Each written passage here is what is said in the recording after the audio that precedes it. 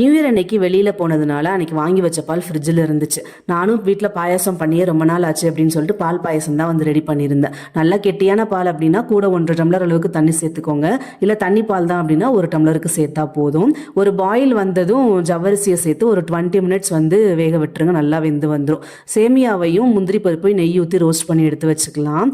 20 நிமிஷத்துக்கு அப்புறம் ஜவ்வரிசி நல்லா வந்து வெந்திருக்கும். நான் ஜவ்வரிசி கொஞ்சம் அதிகமாக சேர்த்துப்பேன், எனக்கு அது பிடிக்கும் அப்படின்றதுனால ரோஸ்ட் பண்ண சேமியாவையும் சேர்த்து சக்கரை வந்து சேர்த்துக்கலாம். நான் என்னோட டேஸ்ட்டுக்கு ஒரு 3/4 கப் அளவுக்கு நான் சேர்த்தேன். உங்களுக்கு எவ்வளோ தேவையோ அந்த அளவுக்கு வந்து சேர்த்துட்டு முந்திரி பருப்பையும் சேர்த்து இறக்கிட்டீங்க அப்படின்னா நல்லாயிருக்கும். ட்ரை பண்ணி பாருங்கள்.